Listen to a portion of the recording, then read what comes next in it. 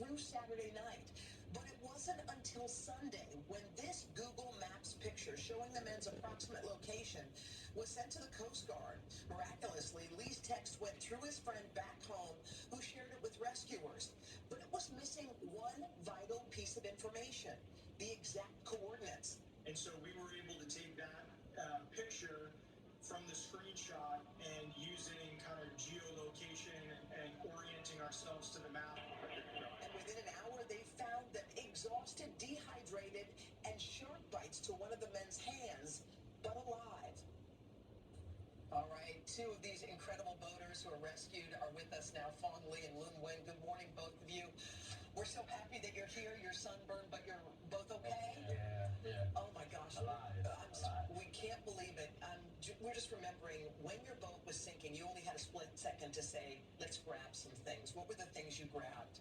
Oh, the minute we saw the water take, like the back of the boat start taking on water, I knew it right then and there. Put on your life vest. Get your life vest on. Everybody put their life vest on. Instantly. Just get your life vest on. I mean, you fished there before. You're used to Gulf waters. They're unpredictable. Was there any reason to see this coming on? No. What happened?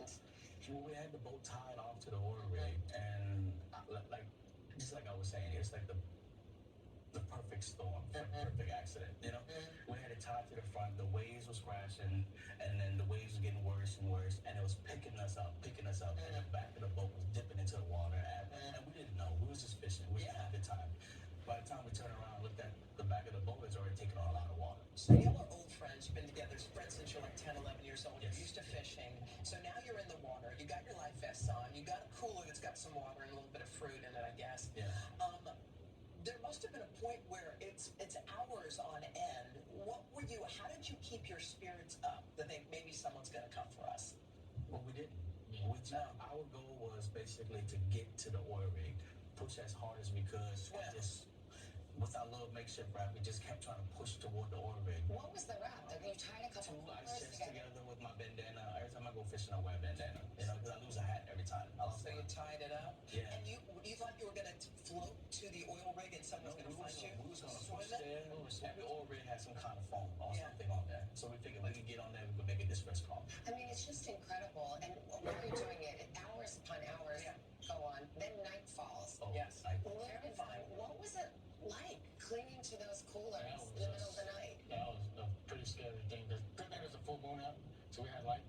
But as far as, we couldn't barely see anything, so we just drifted at night. At one point, Phong, you were going to swim off. You thought you could make it. You saw a boat. You were going off, and you and your friend, who's not here but is recovering, you were in the water, and you were confronting the sharks. We have a picture of this life vest that a shark actually chopped right through. What was happening there?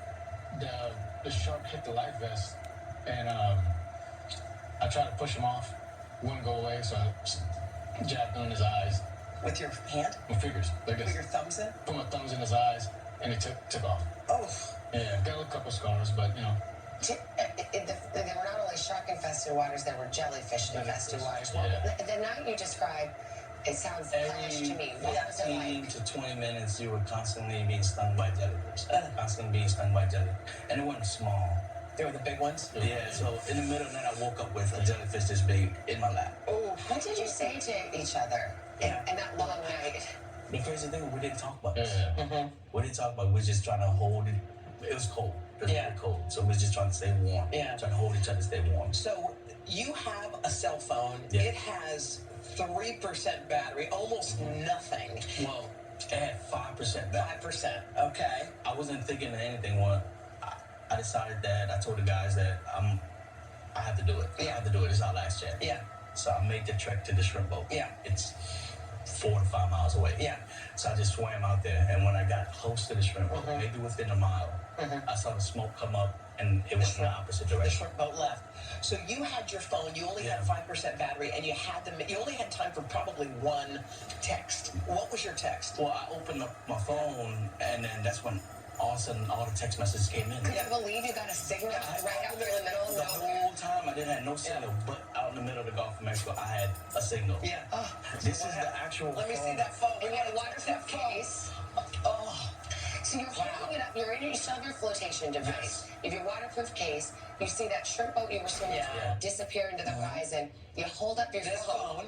I just open up to see my location. I opened up my Apple Maps, and it showed me where I was at. And I just screenshot it, and then all the text messages started coming in when I hit turn off the airplane mode. Well, that was the moment, Fung, because somehow that message got to your friend got it to the Coast Guard. I text them. I Incredible. just hurry up and text them, and then the minute I text them, I sent them. I said, I'm floating out to sea. My boat sank. Well, you know what? You know those guys who saved you? Did you get a chance to say thank you to the Coast Guard? Yes. Well, would you like to do it one more time? Sure. Well, you know what? They're here. They want to say hey to you. Come on, Turn the guys. Here, watch it. We've got Captain Kevin Keith, Andrew Stone, and Lieutenant Katie Caraway.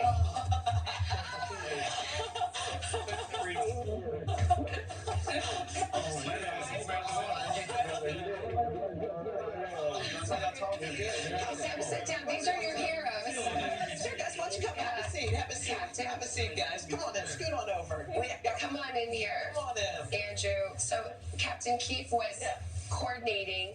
We have Lieutenant Caraway, who was in the chopper, correct? Yes, ma'am. And Mr. Stone, Andrew, so you were in the boat. Yes, ma'am. What is a moment? I mean, you trained for this, and here you are. You saved these 2-3 people. What does it mean to you to be sitting here? It's absolutely incredible to be able to look Paul here in the eyes again. He was the one that we picked up initially out of the water. And what saved their lives is these prepared mariners. You guys had those life jackets. You tied 2 coolers together to remain afloat, for almost 30 hours. And that's just incredible. And we feel great to bring you guys home to your family. I heard y'all cheering. I was out of it, but I was like, y'all was happy. Andrew, how did you find them? And what was their condition when you came across them? So we found them. The fixed wing aircraft overhead actually gave us a position to search. They said, hey, they're about 200 yards off your bow, so that's where we went. And we saw them pretty quickly. Saw them floating with ice chests and stuff, and we were able to get them out of the water very quickly. They were very tired, sunburned, dehydrated stuff, but we were able to get them and bring them home. And it's like it's one of the things that it's one of the reasons why I joined the Coast Guard. I love this branch because we're able to do stuff like that. Like, and being able to see him alive and recovering, like, it's awesome. Well, your eyes are telling the story right now. What are you feeling in this moment? I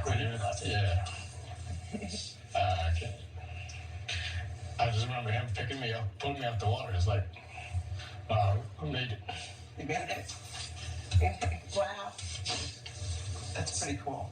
Quite a feeling of relief when we got to call their families and say, hey, we picked them up. They're in a helicopter. They're relatively okay. They're headed back to hospital, and you guys can meet them there. Definitely a once-in-a-lifetime. I was about to say, Captain, this is a once-in-a-lifetime. So many times the Coast Guard valiantly searches for survivors and doesn't find them. And here, because they were experienced mariners and knew what to do, and because of your experience, we have a happy ending here. Absolutely. We have happy ending. A lot of folks were involved, and about 30 people were involved, and it's so awesome to be here to kind of convey everyone's thoughts and prayers and good wishes and channel that in the moment when we got to call your family members and say, hey, we found them. And so you were the one who was in touch with Sam the whole time? Wow. Yes.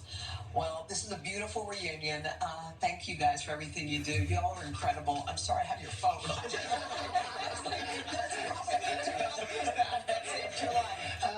Thank you. And give our best to your friend soon. I know it's recovering, but doing well. So. Happy y'all are here. Yeah, Thank you. Thank you so much. having us. Wow, that was beautiful. Okay, over to Craig. Oh, that was beautiful. What a reunion and a way to go, Coast Guard, man. Up next.